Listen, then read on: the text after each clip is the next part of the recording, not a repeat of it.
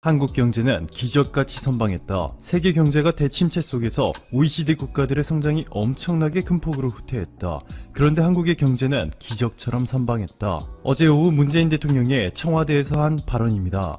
몇몇 분들은 문재인 대통령이 사용한 단어 기적처럼이 다소 과장됐다고 생각할 수 있지만 사실은 전혀 과장이 아니라 더 강력한 단어를 사용했어도 무리가 없을 정도입니다. 최근 OECD가 발표한 자료를 보시면 스페인, 프랑스, 이탈리아, 영국은 마이너스 14%를 초과하는 최악의 경제성장이 예상되고 있고 OECD 평균은 마이너스 9.3%입니다. 세계 경제 1위 국가인 미국도 마이너스 8.5%, 일본은 마이너스 7.3%이고 가장 먼저 V자 반등을 만들어냈다고 대대적으로 홍보한 중국도 마이너스 3.7%의 경기 침체가 예상되고 있는데요. 한국은 OECD 국가 중 독보적인 1위를 기록했습니다. 마이너스 2.5%. 마치 코로나19 바이러스가 전 세계에서 유일하게 한국에만 너그러웠던 것처럼 기적 같은 숫자가 나왔습니다. 바로 한국에서 말이죠.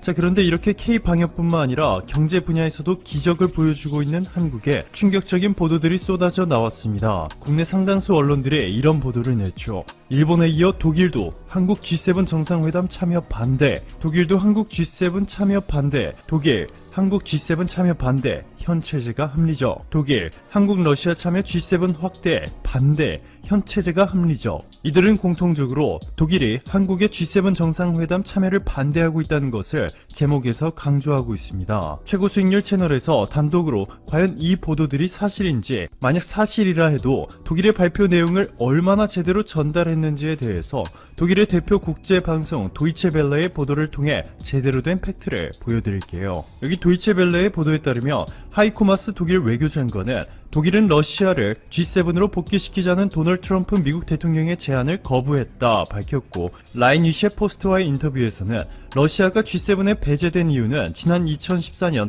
러시아가 우크라이나의 크림반도 지역을 합병한 것과 우크라이나 동부에 대한 개입 때문이다. 이것을 해결하지 못한다면 러시아는 G7으로 돌아올 기회가 없다고 본다. 러시아가 G7에 여전히 중요하다. G20은 여전히 러시아를 포함하는 세계에서 가장 상업화된 나라들의 더 큰 모임이다. 여기서 분명한 점은 독일의 하이코 마스 외교장관은 한국에 대한 언급은 단 한 번도 하지 않았고 오로지 러시아만 언급했다는 것입니다. 한국이 G7에 참여한다고 해서 독일은 손해를 보지 않고 오히려 환영할 만한 일이죠.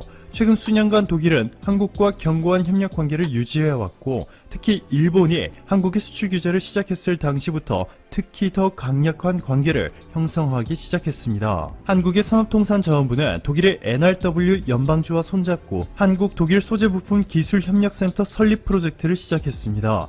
NRW 연방주는 독일 연방주 중 GDP 1위인 지역으로 독일 최대의 공과대학 아헨 공과대학뿐만 아니라 소재, 부품, 인공지능 등 독일의 모든 미래 첨단 산업과 대학, 연구기관들이 집중된 곳입니다. 이외에도 한국과 독일은 수소와 에너지 분야에서도 R&D 협력을 늘리기로 합의하는 등 독일은 한국을 형식상 파트너가 아닌 미래를 함께할 최우방국으로 대하고 있습니다. 자, 그런데 독일과는 반대로 일본은 진심으로 한국의 G7 참여를 강력하게 반대하고 있습니다. 심지어 최근에는 한국의 삼성까지 언급하며 일본이 한국의 금융 제재를 취할 수 있다는 궤변을 늘어놓기 시작했습니다. 외무성 부대신을 지낸 사토 마사이사 자민당 의원은 최근 일본의 한 TV 프로그램에 출연해 이렇게 말합니다. 일본이 한국의 금융 분야에서 제재를 가하며 가장 효과가 있다. 삼성전자는 해외 자금 대부분을 일본의 메가뱅크에서 빌렸다. 한국의 기업들은 금융의 상당 부분을 일본에 의존하고 있다. 일본의 무토 마사토시 전 주한 일본 대사는 한국 기업들은 달러를 조달할 때 일본 은행이 보증을 섰다. 이것을 일본이 회수해버리면 한국의 달러 조달 부담은 점점 더 높아질 것이다 전했고, 아소다로 경제부총리는 어떠한 방법이든 간에 일본보다 경제 규모가 작은 한국에 일본보다 먼저 피폐해진다는 것은 분명하다 라는 망언을 내뱉었습니다. 자, 그런데 일본의 바람과는 다르게 현재 너무나 빠른 속도로 피폐해지고 있는 곳은 바로 한국이 아닌 일본이죠. 최근 아사히 신문이 충격적인 사실을 밝혔습니다. 지진 강도 9.1로 19,000명이 넘는 사망자와 25조엔의 경제적 손실을 초래한 동일본 대지진. 동일본 대지진의 피해 복구를 위해 일본 정부는 천문학적인 예산을 일본 국민들의 세금을 통해 결성했는데 복구 비용 중 상당 부분이 일본 기업들의 뇌물과 접대비로 증발하고 있다는 충격적인 소식입니다.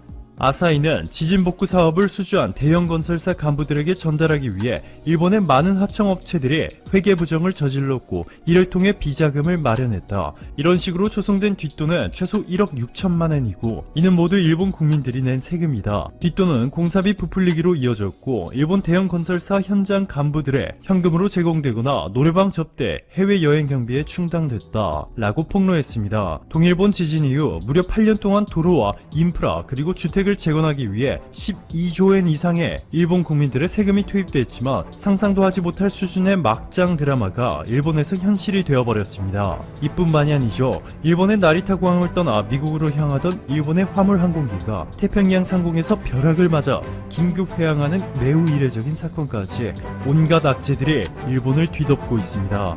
오늘도 감사합니다. 최고로 멋진 하루 보내시길 바랄게요.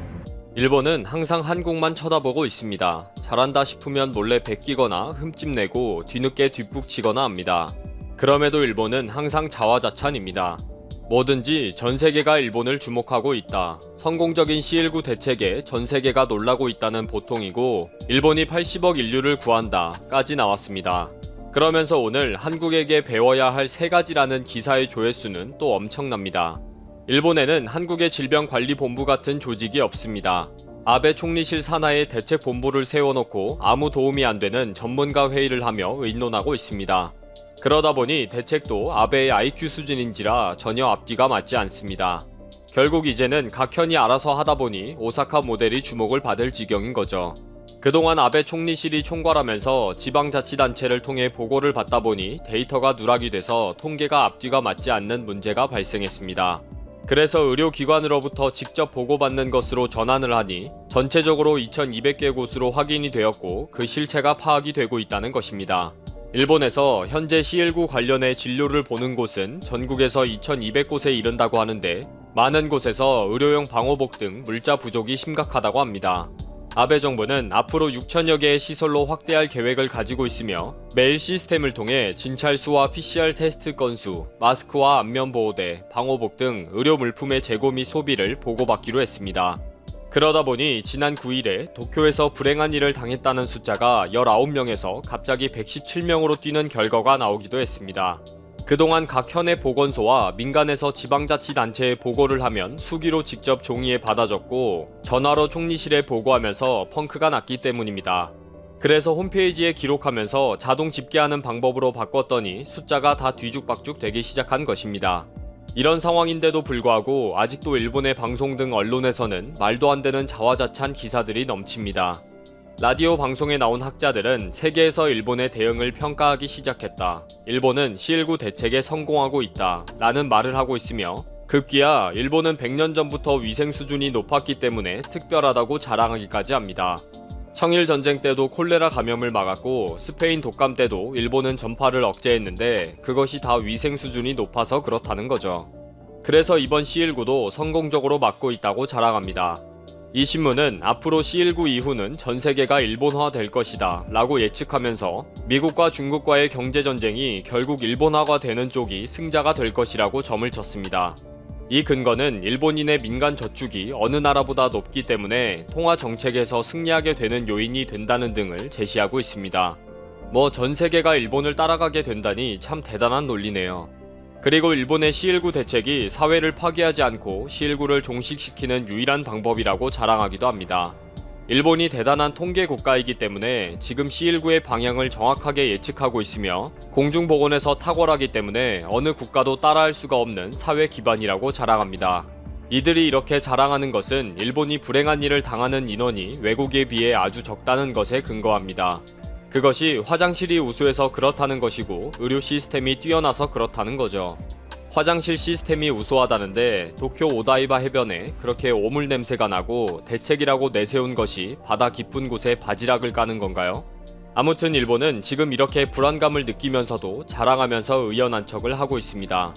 그렇지만 종종 일본 언론에서 솔직하게 까놓고 한국을 잘 보면서 배우자 라는 글을 올리기도 합니다. 오늘도 FNN 프라임에 올라온 비상해제 전에 일본이 알아야 할 한국의 사례라는 기사를 보면 첫 번째, 외출 자제 전에도 더 긴장감을 불어넣는 한국의 질본과 지자체장을 지켜봐야 한다 라고 지적합니다. 일본도 비상사태 선언 해제 이전에 너무 느슨하게 긴장감을 풀어주는 것은 옳지 않다는 것입니다. 큰 소리 좀 치지 말라는 거죠. 두 번째, 마스크 착용 의무를 쉽게 풀지 말아야 한다. 도리어 한국이 행정명령을 통해 처벌 의지까지 밝히는 것을 따라야 한다 라고 했습니다. 일본에는 마스크를 하지 않고 외출하는 사람이 너무 많은데 이 상황에서 비상사태를 해제하면 완전히 무방비 상태를 맞이할 것이라는 것입니다. 그리고 마지막으로 한국에서 하는 집단 모임에 대한 통제를 일본은 어떻게 할 것인지를 고민해라 입니다. 한국에서는 국민들도 호응을 하면서 집단 모임을 자제하고 있는데 일본이 이를 어떻게 따라할 수 있을지가 중요하다는 거죠. 아무튼 이런 분석 칼럼들을 보면서 한국이 일본의 모델이 되고 있다는 자부심도 있지만 큰 소리만 치면서 생명을 경시하는 분위기는 정말 문제라고 생각이 됩니다. 최근에는 연일 한국에 대한 평가를 새롭게 하고 있는 일본의 언론들을 보면서 발등에 불이 떨어지긴 했나 보다 싶기도 합니다.